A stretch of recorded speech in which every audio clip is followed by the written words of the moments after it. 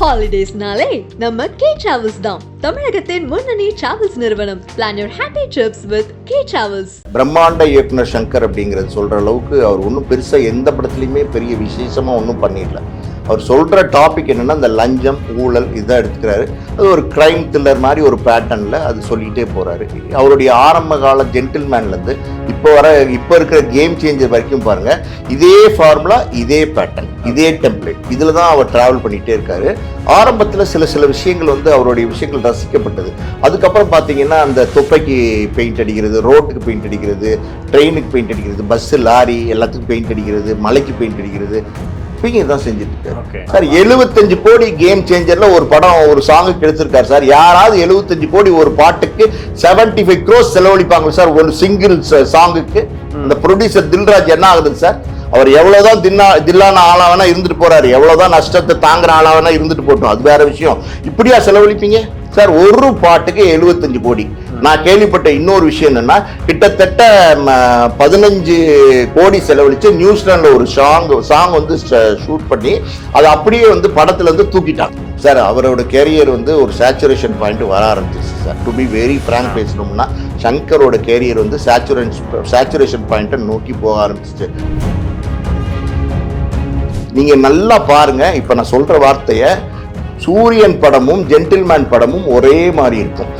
கிட்டத்தட்ட ஒரே பேட்டர்ன் தான் அதோட டிராவல். அந்த லயன் எப்படி டிராவல் ஆகுதுன்னு நீங்க பாத்தீங்கன்னா ஒரே மாதிரி இருக்கும். சொல்லலாமா சொல்லக்கூடாதான்னு எனக்கு தெரியல. ஒரு பொமரனியன் டாக் ஒரு கொல்லப்பட்டு அந்த ஷாட்டுக்கு வேணும், அந்த ஒரு சீனுக்கு. அது ஒரிஜினலா ஒரு டாகை கொண்டு கொன்னார். ஒரு பொமரனியன் டாக்கிறது வீட்டில் வளர்க்கக்கூடிய ஒரு நாய். ஒரு தெரு நாய் கூட, தெரு நாயா இருந்தா கூட கொல்லலாமா? ஒரு நாய்ங்கிறது ஒரு உயிர் தானே, அது ஒரு ஜீவன் தானே, அதை எப்படி நீங்க கொல்லுவீங்க? அப்ப எப்படிப்பட்ட மனநிலை அது? அந்த விஷயம் உண்மைதான். அந்த நாயை கொன்னுதான் எனக்கு வேணும் அப்படின்னு சொல்லி அந்த நாயை கொன்னுதான் அந்த சீன் எடுத்தாரு. இது எவ்வளவு வக்ரம்!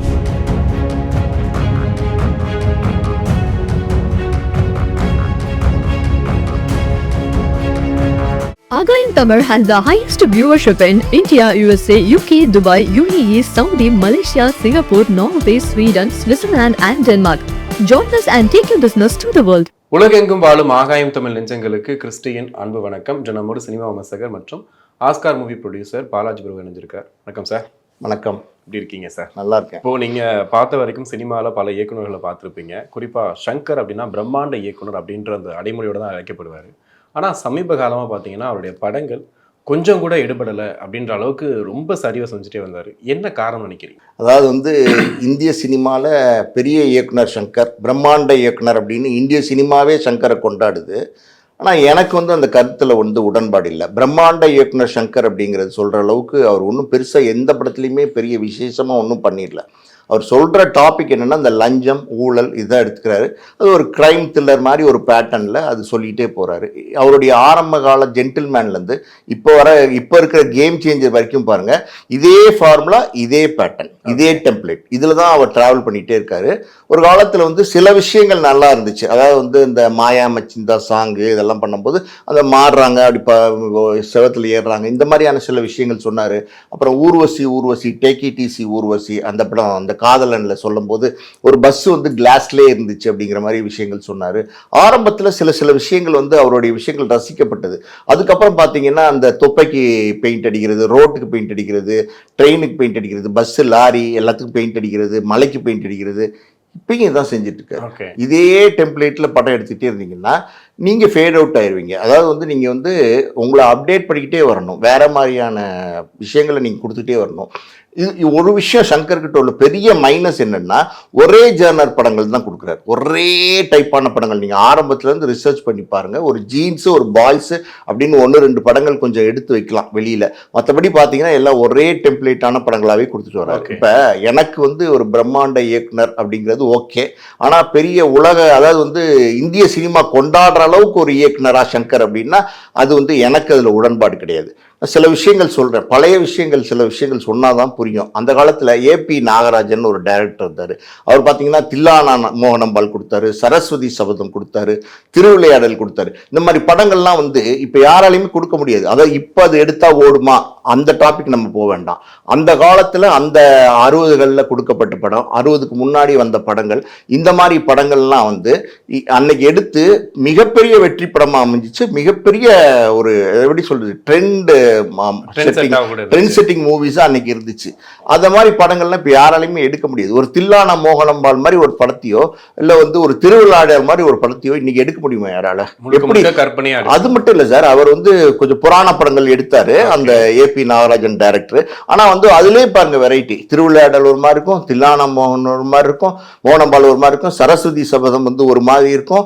அது மாதிரி வேற வேற வெரைட்டிஸ் கொடுத்து எடுத்துக்கிட்டே வந்தாரு. அப்ப அதுக்கப்புறம் லேட்டஸ்ட் ஸ்டேஜ்ல ராமராஜன் கனகா நடிச்சாங்கல்ல கரகாட்டக்காரன், அது கூட வந்து தில்லானா மோகனம்பாலோட ஒரு தழுவல் தான் அது. ஆக்சுவலி அது கொஞ்சம் அப்படியே லைட்டா லேட்டரா அந்த நேரத்துல என்ன ட்ரெண்டிங் இருக்கு, கொஞ்சம் கரகாட்டக்காரன், அந்த பொண்ணு கரகாட்டக்காரி அப்படிங்கிற மாதிரி போட்டு அதை எடுத்துட்டு போயிட்டாங்க. அது மாதிரி இன்னும் பல விஷயங்கள் சொல்லணும் சார். KS கோபாலகிருஷ்ணன் ஒரு டேரக்டர், நீங்க கேள்விப்பட்டிருப்பீங்க. அவர் வந்து கற்பகம்னு ஒரு படம் எடுத்தார். அந்த ஒரு படமே போதும் அவர் பேசுறதுக்கு. அதாவது வந்து KR விஜயா மேடம் கூட அந்த படத்துல தான் அறிமுகமானாங்க. அப்படி டைரக்டர்ஸ் இருந்தாங்க. ஆமா. அப்போ AC திருலோகச்சந்தர் எடுத்துக்கோங்க. அந்த காலத்துல ஒரு சில அந்த பீரியட்ல இருந்த சில டைரக்டர் சொல்றேன்.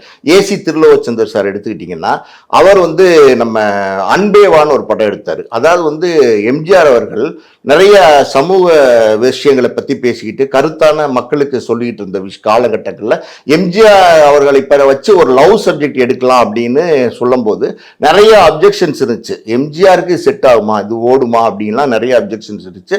பட் அந்த டைரக்டர் வந்து ரொம்ப ஷூரா சொல்லியிருக்காரு, நான் வந்து 100% இந்த படத்துல வந்து சக்சஸ் பண்ணுவேன், எம்ஜிஆரை வேற ஒரு கோணத்துல காமிப்பேன் அப்படின்னு சொல்லிட்டு கம் செப்டம்பர்னு ஒரு படம் வந்து அந்த காலத்துல வந்த படம், இங்கிலீஷ் படம். அந்த படத்தினுடைய தழுவல் தான் அன்பேவா. எடுத்து பயங்கரமான ஹிட் அந்த காலத்துல. எம்ஜிஆருக்கே ஒரு பெரிய, அதாவது எப்படி சொல்றது, ரெகுலர் பேட்டர்ன்ல இருந்து வேற ஒரு பேட்டர்ன் கொடுத்து எடுத்த படம் அந்த படம். அதுக்கப்புறம் அடுத்த ஜெனரேஷன் பாத்தீங்கன்னா ஸ்ரீதர் சார் வந்தாரு.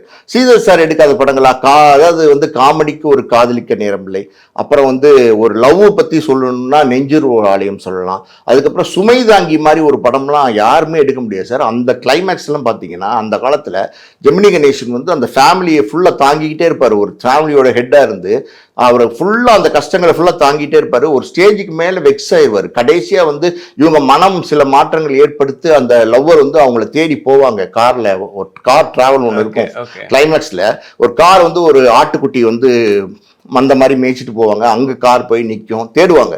தேடும்போது அங்கே போய் நிற்கும். அங்கேருந்து அடுத்து போகும்போது வேற ஒரு ரயில்வே ட்ராக் கிட்ட கார் நிற்கும். அப்படி இன்னொரு இடத்துல பார்த்தீங்கன்னா இந்த பிரசங்கம்லாம் பண்ணிட்டு வந்து பாடிக்கிட்டே வருவாங்கல்ல கிறிஸ்டின்ஸு, அந்த மாதிரி ஒரு கூட்டம் வரும். அந்த கூட்டத்துக்காண்டி கார் நிற்கும். அதில் பார்த்தீங்கன்னா அப்படியே பாடிக்கிட்டே போவாங்க. பார்த்தீங்கன்னா அந்த ஹீரோயின் பார்த்துருவா, ஜெமினி கணேசன் வந்து ஃபாதராக மாறிடுவார். இந்த கிளைமேக்ஸ் எல்லாம் வந்து உண்மையாலுமே யாராலையும் கொடுக்க முடியாது சார். ஒரு ரெவல்யூஷனரி கிளைமேக்ஸ் அந்த படமெல்லாம் பார்த்தீங்கன்னா. அதுக்கப்புறம் ஸ்ரீதர் சார் எடுத்த படங்கள் இருக்குது பார்த்தீங்களா, நெஞ்சு ரோடு ஆலயம். அதுக்கப்புறம் பார்த்தீங்கன்னா லேட்டஸ்ட்டாக நம்ம சொல்லணும்னா நினைவெல்லாம் நித்யா. எத்தனை வெரைட்டிஸ், எத்தனை பேட்டர்ன். சும்மா இந்த டைரக்டர்ஸ் எல்லாம் எல்லா படத்தையும் நம்ம டிஸ்கஸ் பண்ணோம்னா அது 2 மணி நேரம் 3 மணி நேரம் ஆகும். நான் சொல்றது ஒரு 4-5 எக்ஸாம்பிள், 2 எக்ஸாம்பிள்ஸ் அப்படி டிராவல் பண்ணிட்டு வரேன். அப்புறம் பார்த்தீங்கன்னா பாலச்சந்தர் சாரோடைய ஸ்ரீதர் சார் இருக்கிற பீரியடு, பாலச்சந்தர் சார் நீர்க்குமிழி, சர்வர் சுந்தரம், அப்புறம் இது புன்னகை மன்னன், எத்தனை படங்கள், சிந்து பைரவி, அக்னி சாட்சி, தண்ணீர், எத்தனை படங்கள், எத்தனை வெரைட்டி கொடுத்தாரு. அதுக்கப்புறம் பாருங்க மகேந்திரன் சார், அவர் வந்து ஒரு முள்ளும் மலரும், உதிரி பூக்கள் கொடுத்தாரு. அதுக்கப்புறம் பாரதி ராஜா சார் எடுத்துக்கிட்டிங்கன்னா 16 வயதிலே கொடுத்தாரு, மண் வாசனை கொடுத்தாரு, முதல் மரியாதை கொடுத்தாரு, கிழக்கு சீமை கொடுத்தாரு. இப்படி கொடுத்துட்டு இருக்கிற ஒரு, அதாவது கிராமத்து படங்கள் மண் வாசனையோடு கொடுத்துக்கிட்டு இருக்கிற ஒரு டைரக்டர் டக்குன்னு வந்து ஒரு சிவப்பு ரோஜாக்கள் கொடுக்குறாரு. எப்படி படம்?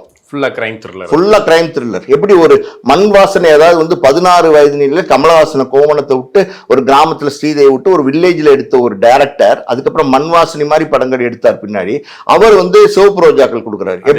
எப்படிப்பட்ட வெரைட்டி, அதே கமலை வச்சு, அதே ஸ்ரீதேவியை வச்சு, அது 16 வயதினிலே கமல் ஸ்ரீதேவி, இதுலயும் கமல் ஸ்ரீதேவி. அது என்ன ஜேர்னல், இது என்ன ஜேர்னல், எப்படி டோட்டல் ஸ்டைல் வேற. எப்படி ஒரு இங்கிலீஷ் பிக்சர் மாதிரி இருக்கும். அதாவது இப்பெல்லாம் வந்து இந்த மாதிரி நிறைய படங்கள்லாம் வர ஆரம்பிச்சிருச்சு. நான் சொல்றது 80 காலகட்டங்கள்ல எல்லாம் இப்படி படங்கள்லாம் எப்படி, அதுல பாட்டுகள் எப்படி, எவ்வளவு பிரமாதமா எவ்வளவு படங்கள் எடுத்திருக்கிறாங்க. அதுக்கப்புறம் ஆர்சி சக்தின்னு ஒரு டைரக்டர் இருந்தார். அவர் வந்து கூட்டுப்புழுக்கள்னு ஒரு படம், சிறைன்னு ஒரு படம். சிறையெல்லாம் அவ்வளவு, அதாவது வந்து ஒரு ஒரு பிராமின் கணவர் மனைவி அவங்க, அந்த அதுல வந்து ஒரு ஒரு இவர் ராஜேஷ் வந்து ஒரு வேற்று மதத்தை, பிராமின் இல்லாத ஒரு ஆளா இருப்பாரு. அவர் வீட்டுல வந்து இந்த பெண் வந்து ஏதோ தப்பாயிரும்னு வச்சுக்கோங்களேன்.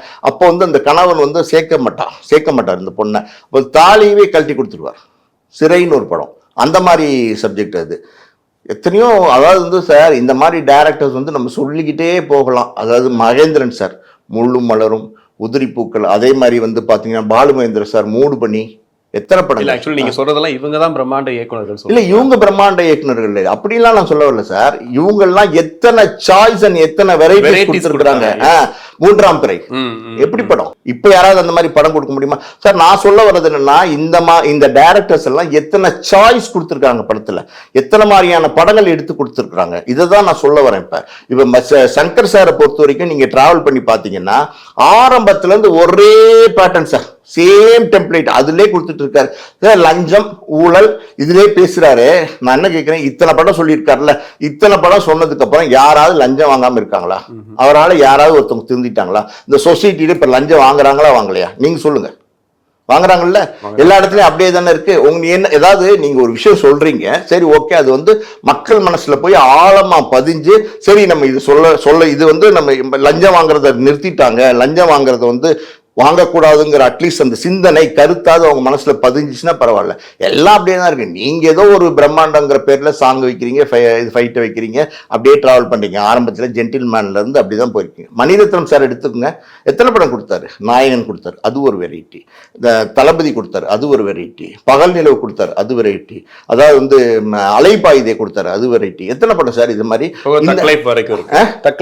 என்ன வருதுன்றது தெரியாது. ஆனா ஒரு ஏதாவது ஒண்ணு புதுசு சார், புதுசா சொல்லிட்டே வராங்க சார். மணிரத்னம் சார் ஆரம்பத்துல கொடுத்த படங்கள்லாம் பாருங்க, அஞ்சலி கொடுத்தாரு சார். இதெல்லாம் எத்தனை வெரைட்டிஸ் ஆஃப் மூவி கொடுத்துருக்காங்க. நீங்க வெறும் பிரம்மாண்டத்தை வச்சு ஒன்லி பிரம்மாண்டம், சங்கர் படம்னா வெறும் பிரம்மாண்டம். பிரம்மாண்டங்கிற எதை வச்சு சொல்றாங்க சார்? ஏன்னா கோடி கணக்குல பட்ஜெட். ஆமா, சங்கர் படம்னா வந்து ஒரு 300 கோடி பட்ஜெட்ல எடுப்பாரு அவர், சாங்ல செலவு. அதனாலதான் பிரம்மாண்ட இயக்குனர் சொல்றாங்க சார். 75 கோடி கேம் சேஞ்சர்ல ஒரு படம் ஒரு சாங்குக்கு எடுத்திருக்காரு சார். யாராவது 75 கோடி ஒரு பாட்டுக்கு 75 crores செலவழிப்பாங்க சார் ஒரு சிங்கிள் சாங்குக்கு? அந்த ப்ரொடியூசர் தில்ராஜ் என்ன ஆகுது சார்?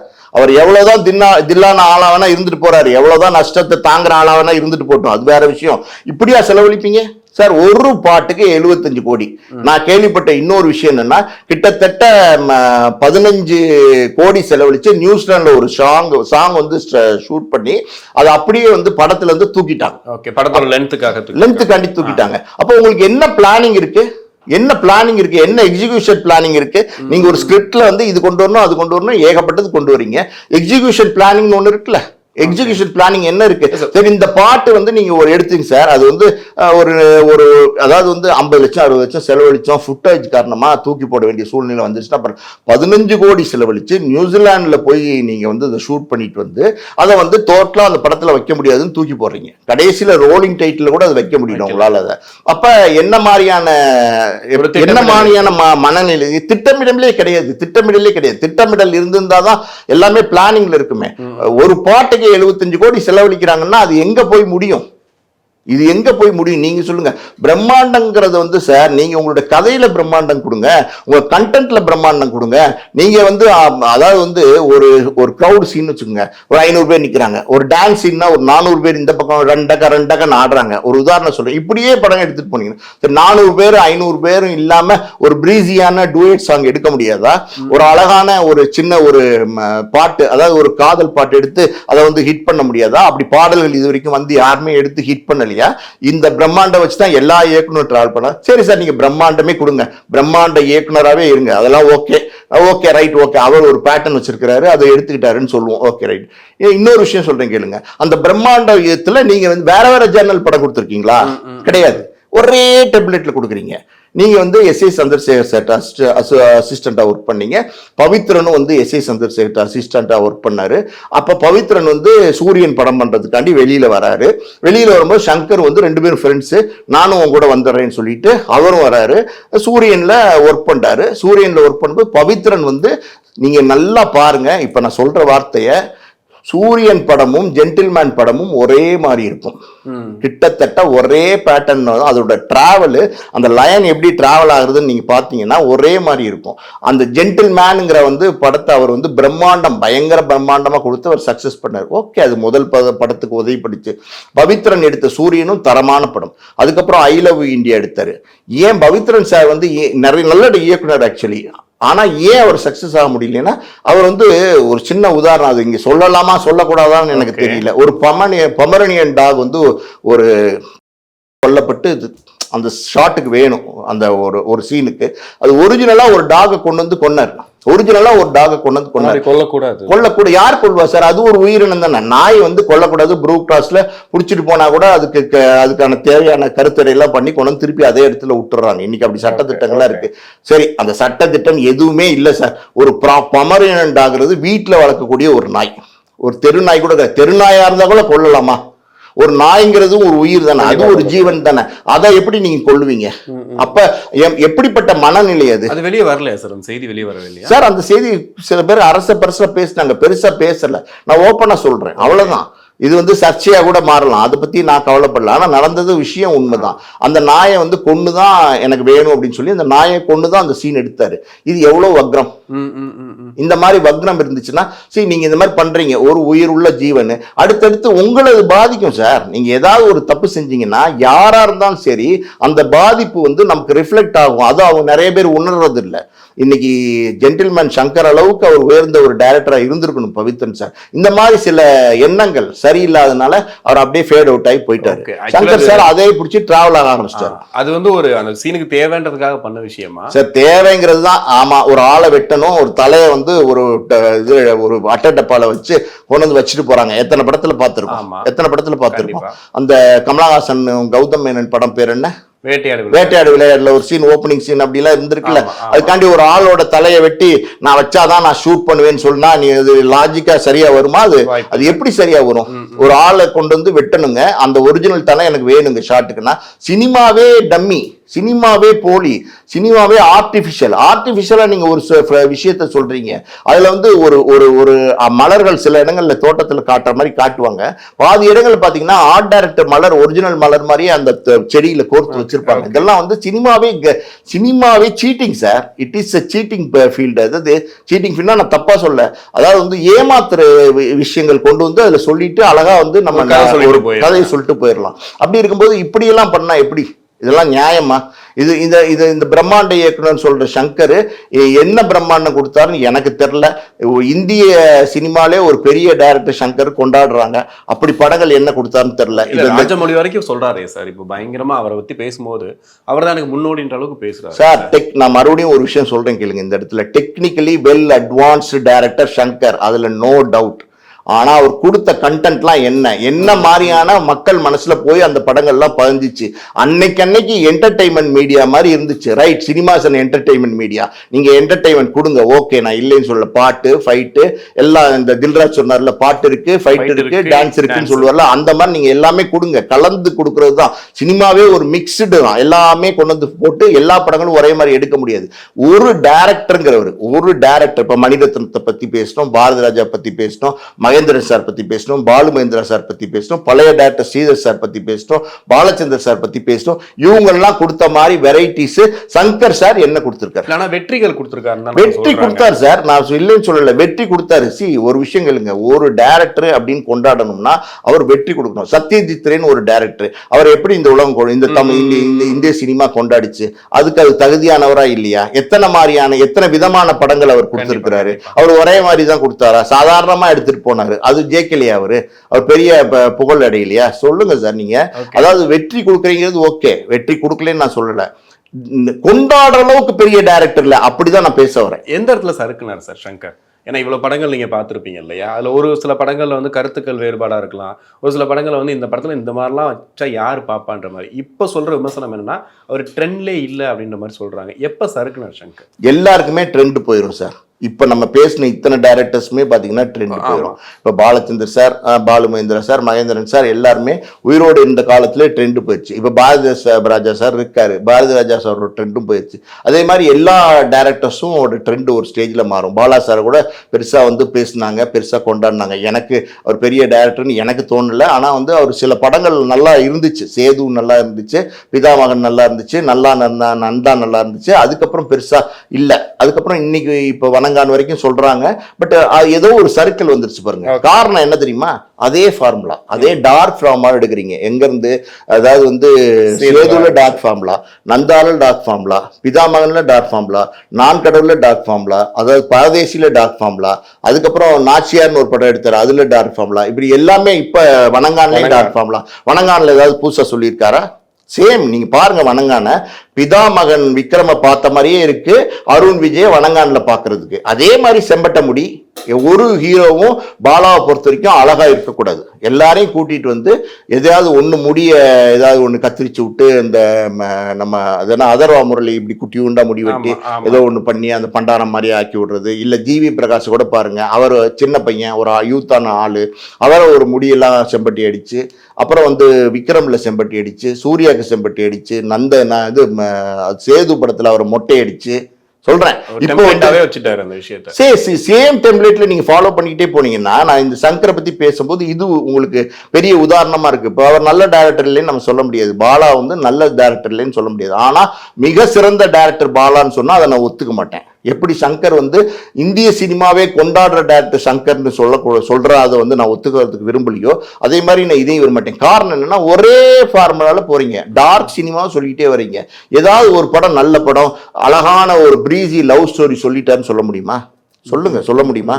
இப்ப கௌதம் மேனன் எடுத்துங்க, வேட்டையாடு விளையாடு மாதிரி படமும் கொடுத்தாரு, காக்க காக்க மாதிரி படமும் கொடுத்தாரு, விண்ணை தாண்டி வர மாதிரி லவ் சப்ஜெக்டும் கொடுத்தாரு. எத்தனை படம்? அப்புறம் வாரணம் ஆயிரம் கொடுத்தாரு, முதல் படம் ஒண்ணு மின்னலே கொடுத்தாரு. பாருங்க எத்தனை வெரைட்டிஸ் இருக்கு பாருங்க. ஒரு டைரக்டர்கிட்ட எத்தனை வெரைட்டிஸ் இருக்கு பாருங்க. வாய்ப்பு நீங்க கேட்டீங்க ஒரு கேள்வி, அதாவது வந்து இப்ப கொஞ்ச நேரத்துக்கு முன்னாடி ஒரு கேள்வி கேட்டீங்களா, ராஜமௌலி வந்து சங்கரை பாராட்டியிருக்காருன்னு. அவரு பாராட்டுறதுக்கு என்னன்னா, அதாவது வந்து சங்கர், மறுபடியும் சொல்றேன், Shankar is a technically good director. அதாவது வந்து ஆரம்பத்திலேயே டெக்னிக்கலா வெல்வெஸ்டா, இப்ப இல்ல 25-30 வருஷத்துக்கு முன்னாடி டெக்னிக்கலா ப்ரூவ் பண்ணி டெக்னிக்கலா ஸ்கில்லான டைரக்டர்னு ப்ரூவ் பண்ண டைரக்டர், அதுல ஒன்றும் சந்தேகம் கிடையாது. ஆனால் கண்டென்ட் வைஸ் ரொம்ப புவர். ராஜமௌலி பாராட்டி இருக்காரு அப்படின்னு சொன்னா அவர் வந்து டெக்னிக்கலை பாராட்டி இருக்கலாம், கண்டென்ட் வந்து பெருசா சொல்ல முடியாது. ராஜமௌலியே எடுத்துங்க, ஒரு நான் ஒரு படம் கொடுத்தாரு இல்லையா? அதுக்கப்புறம் பாத்தீங்கன்னா நம்ம பாகுபலி 1, 2 எல்லாம் கொடுத்தாரு. அதுக்கப்புறம் ட்ரிபிள் ஆர்னு ஒரு படம் கொடுத்தாரு. பாருங்க வேற வேற வெரைட்டிஸ் போறாரு. ஏதோ ஒரு கதை ஒண்ணு வேற கதைக்கு போறாரு. இவருமே பாய்ஸ்னு ஒரு படம் கொடுத்திருக்காரு. அதுக்கப்புறம் வந்துட்டு காதலன் படம் கூட சொன்னேனே, 2 படம் சொன்னேனே, காதலன், ஜீன்ஸ், அவ்வளவுதான். அதுக்கு மேல உங்க கேரியர்ல பெரிய படங்கள் என்ன வேற வேற? சார் நான் என்ன சொல்றேன்னா, பாய்ஸ் கொடுக்கறதுக்கும் பாரதி ராஜா சார் கொடுக்கறதுக்கும் பாலச்சந்தர் சார் கொடுக்கறதுக்கும் மகேந்திரன் சார் கொடுக்கறதுக்கும் பாலு மகேந்திரா சார் கொடுக்கறதுக்கும் நிறைய டிஃபரன்ஸ் இருக்கு. மணிரத்னம் சார் கொடுக்கறதுக்கும் நிறைய டிஃபரன்ஸ் இருக்கு. மணிரத்னம் சார்லாம் எத்தனை வேற விதமான படங்கள் எடுத்துருக்காரு. அதெல்லாம் இன்னும் சொல்லிக்கிட்டே போலாம், அவசரத்துக்கு நான் வர மாட்டேங்குது. இல்ல சார், அவரோட வட்டாரம் இருக்கும்ல, ஒரு டைரக்டர் அப்படின்னா சுத்தி இருக்கக்கூடிய ஒரு 15-20 பேர் இருப்பாங்க. அவங்க சொல்ற ஐடியாஸ் நிறைய கொடுப்பாங்க. சார் இந்த காலகட்டத்துக்கு இதை எடுத்து பண்ணலாம் சார் அப்படின்னு. அதெல்லாம் சங்கர் கேட்க மாட்டாருன்ற ஒரு தகவல் இருக்கிறது உண்மையா? சார் சங்கர் கேட்க மாட்டாருங்கிறது மட்டும் உண்மைன்னு எடுத்துக்க முடியாது சார். ஒரு படம் வெற்றி அடைஞ்சிருச்சுன்னா எந்த டைரக்டருமே வந்து யாரையும் பொருட்படுத்துறதும் இல்லை, யாரோட கருத்துக்களையும் கேட்கறது இல்லை, காதலே வாங்கிக்கிறது இல்லை. யாருமே யாரா இருந்தாலும். இப்ப பாலா மட்டும் கேட்பாரா? நீங்க போய் என்ன வேணா சொல்லி பாருங்க, அப்படியே கேட்டுக்கிட்டே இருப்பாரு, அப்படியே உட்காந்துருப்பாரு. ஓகே அப்படின்னு சொல்லிட்டு சிகரெட் குடிச்சிட்டு வெளியே எழுந்து போயிடுவார். அப்புறம் கேட்குறாருன்னு அர்த்தமா? கேட்டாரா கேட்கலையான்னு கூட யாருக்கும் தெரியாது. அது நம்ம சொன்னமே அதில் காதில் வாங்கிட்டாரா வாங்கலையான்னு கூட சொன்னவனுக்கு தெரியாது, எந்திரிச்சு போயிடுவார். ஸோ இதெல்லாம் வந்து யாருமே சார், இது வந்து இந்த குற்றச்சாட்டை பொறுத்த வரைக்கும் ஒரு படம் பெரிய வெற்றி அடைஞ்சிருச்சுன்னா அதை வந்து யாருமே கேட்டுக்கிறது இல்லை சார். பாக்யராஜ் சார் நம்ம விட்டுட்டோமே, முந்தானை முடிச்சிலேருந்து எத்தனை படங்கள் சொல்லிக்கிட்டே போகலாம், அந்த 7 நாட்கள் சொல்லுங்க சார். கண்டிப்பா கண்டிப்பா இந்த மாதிரி டைரக்டர்ஸ்லாம் இருந்திருக்காங்கல்ல சினிமா இண்டஸ்ட்ரியில. இதுக்கப்புறம் சங்கரோட இது எப்படி இருக்கும், ஒரு கெரியர்ல எப்படி இருக்கும்னு நினைக்கிறீங்க? ஏன்னா 2 படம், இந்தியன் 2வும் சரி கேம் சேஞ்சரும் சரி, இது சங்கர் படமே இல்லைன்ற அளவுக்கு பேசிட்டாங்க. அது இல்லாமல் ட்ராலில் சிக்கின படங்களில் ஃபர்ஸ்ட் இந்தியன் 2 இருந்துச்சு, இப்போ கேம் சேஞ்சர் இருக்கிற அளவுக்கு பேசிட்டாங்க. ஆமாம் அப்போ இதுக்கப்புறம் ஒரு கெரியர் எப்படி இருக்குன்னு நினைக்கிறீங்க?